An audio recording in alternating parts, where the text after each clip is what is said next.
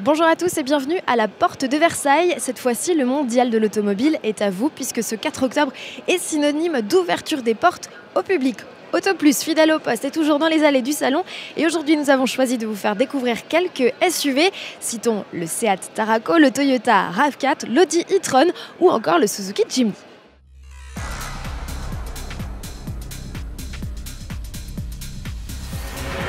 Avant de vous parler de l'actualité produit, retour sur le passage d'un visiteur pas comme les autres sur ce mondial, c'est Emmanuel Macron.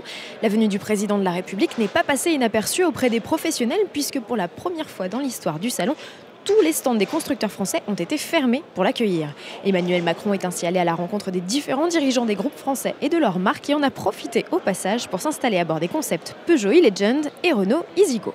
Il a fallu faire des choix, vous étiez nombreux à nous demander de visiter le stand Audi, eh bien nous y voici. Comme vous pouvez le découvrir, l'Audi A1 et le TT sont exposés, tous les deux ont été restylés, mais les deux vedettes sont deux SUV, on dira même 3 nouveautés, puisqu'il y a le Q3, dont vous pouvez d'ores et déjà découvrir l'essai sur autoplus.fr. Les deux autres, eh bien, ce sont l'e-tron et le SQ2. Voici tout de suite plus de détails sur ces deux modèles. Le e-tron, dont le nom fait débat sur les réseaux sociaux, est le premier modèle 100% électrique d'Audi, reconnaissable à sa calandre spécifique et cette trappe où se cache la prise. Il reçoit également des caméras de recul à 360 degrés, pas du tout. Elle remplace les rétroviseurs traditionnels. La planche de bord qui comptait déjà 3 beaux écrans pour les compteurs, le système multimédia et la climatisation en gagne 2 supplémentaires dans les portières pour afficher les images liées à la rétrovision. Intercalé dans la gamme entre le Q5 et le Q7, le e-tron propose un coffre de 600 à plus de 1700 litres. 60 litres supplémentaires sont disponibles sous le capot puisqu'il n'y a plus de moteur thermique. La mécanique développe une puissance totale de 360 chevaux, ce qui permettrait selon Audi de parcourir 400 km avec une charge. Sachez que ce modèle est d'ores et déjà réservable en ligne contre un acompte de 2000 €, ce qui représente à peu près 2% du prix final de vente de ce modèle et qu'Audi aurait déjà enregistré près de 10 000 pré-réservations.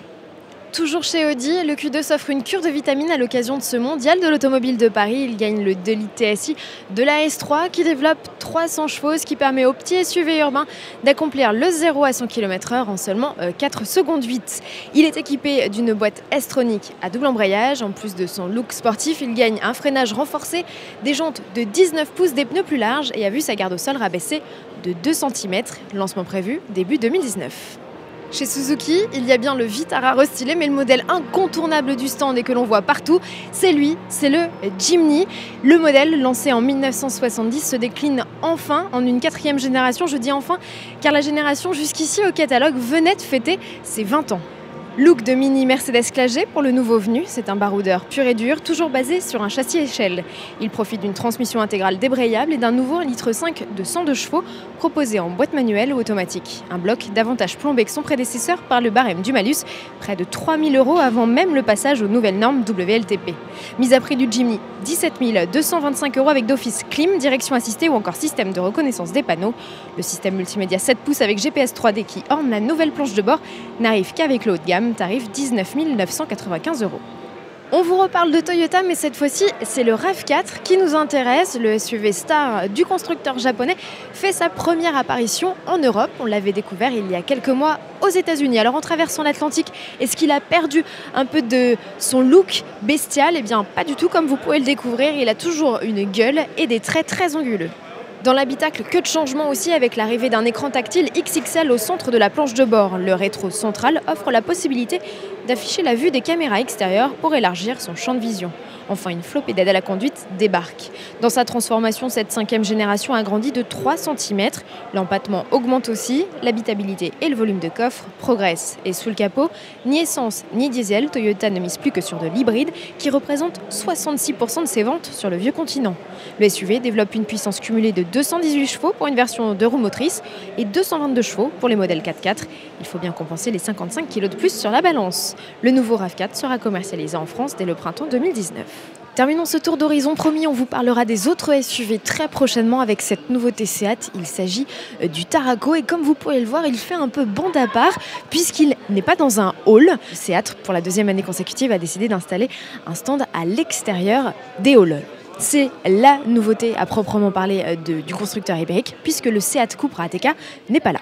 Le troisième SUV de la gamme Seat sera proposé à partir du mois de décembre en concession. Le premier prix est d'ores et déjà fixé à 33 000 € avec le bloc 150 chevaux et la finition d'entrée de gamme. 3 autres moteurs sont proposés, 2 diesel et un essence d'une puissance max de 190 chevaux. Une version hybride rechargeable et une déclinaison Cupra sont déjà annoncées. Rival du Peugeot 5008 et du Skoda Kodiaq, le Seat Tarraco profite de 4 roues motrices et de 7 places en option.